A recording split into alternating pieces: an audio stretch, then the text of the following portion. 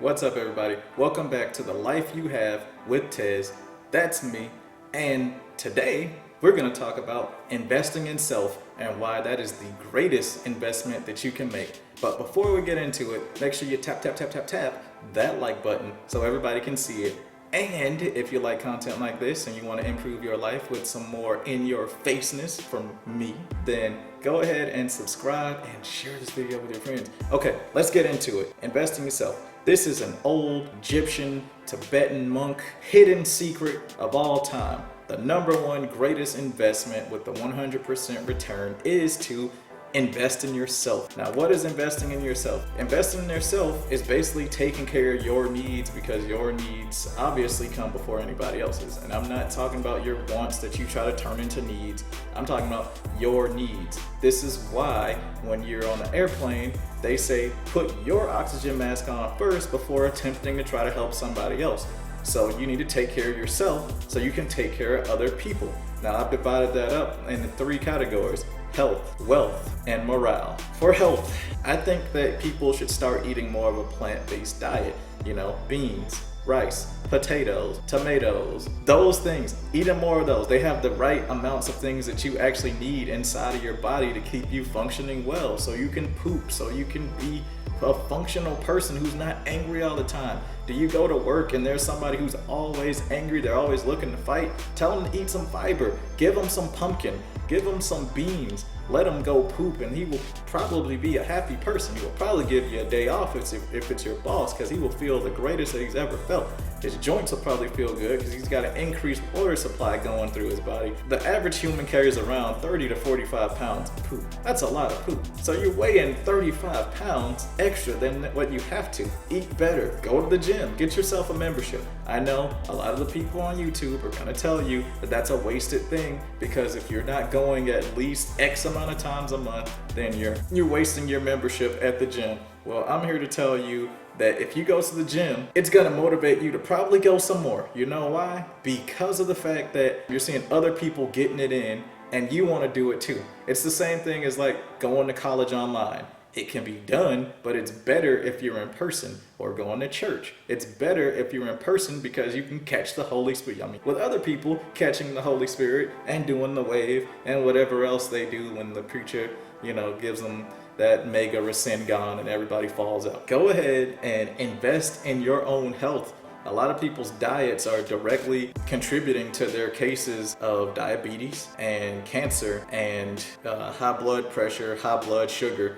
If you can just simply swap out those sweet treats and those sugary drinks that you like to drink for different things, you will invest in your health. Instead of drinking a soda, get some Mio. Instead of investing $3 from the vending machine on a Mountain Dew, get yourself a Mio that's sugar-free, and you just squirt it in your water. One little squirt in your water, shake it up, and now you're drinking more water without actually adding any carbs or anything. I know people are gonna be like, but what about that other stuff that's not real sugar? Okay, well, it's still gonna be better for you in the long run than drinking a Mountain Dew, which has 36 grams of sugar a can in it. So invest in your health. Well, as far as your morale comes on, okay, so your morale can be anything that boosts your actual feelings, your emotions. It makes you feel better about things. It helps you release dopamine in a controlled and positive way.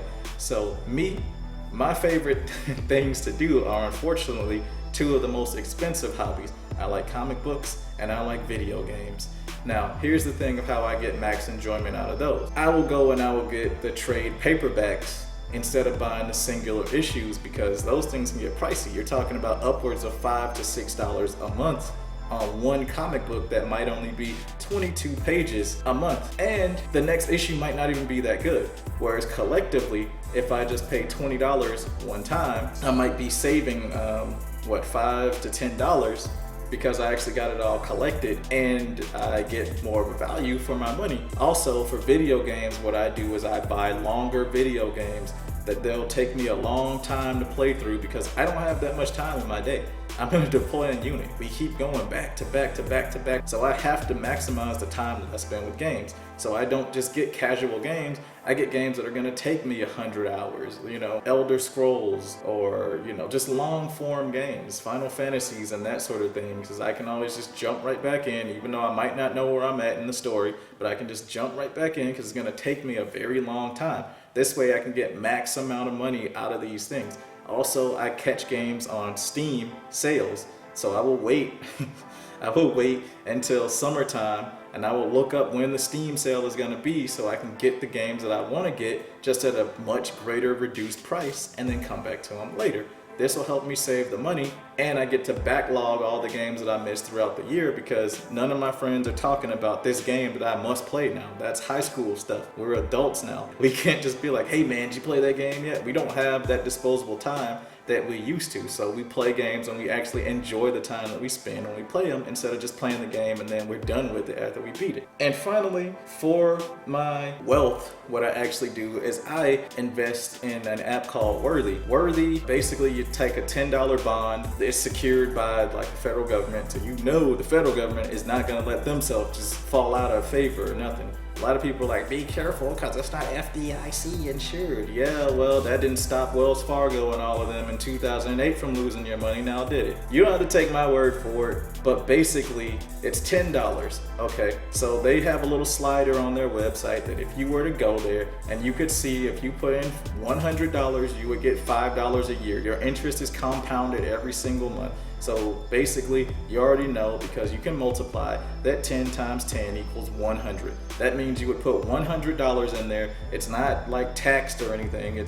It's 10 times 10, which is 100. It's $100 flat. Now, the only tricky thing is that it takes like 4 to 5 days for your money to actually post in there. So if you've started freeing up your debt from the other videos and stuff that we talk about, then you can easily throw that $100 in there every week or so or every month, because $100 gets you $5. That means that $1,000 is gonna get you $50 a year.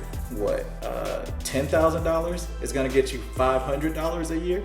You see where I'm going with this? The max you can contribute is $50,000, but $50,000 is still 5% of that. It's still gonna give you $2,500 a year. Now you can still take that and you can reinvest that, and then the compound interest starts coming. It turns a simple 5% into a separate 5% because now you've got more than enough to reinvest it and keep on giving you more money. So it turns the 5% into 10%.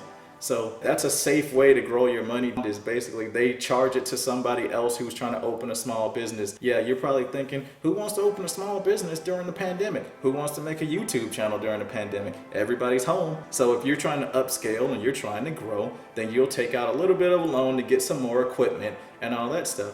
Well, what they're doing is they're giving them the money, but they're using those people's equipment as collateral. So they're saying, if you fail to pay this stuff back, then we are going to take 70% of your equipment, your gear, your whatever you need for your startup and all that stuff, and we're going to sell it off and make our money back. Those are some of the things that I do to invest in my health, my wealth, and my morale. I also read books, and I read the Bible, and I talk to my friends and give each other great advice. Anyway, that's the video, guys. That's investing in self. If you like stuff like this, please let me know in the comments down below. And remember to tap that like button and share this video, and subscribe if you want to see some more of this either people are talking about or they're not talking about in a way that you can understand it. My name is Quatez, and this is the life you have. Peace out.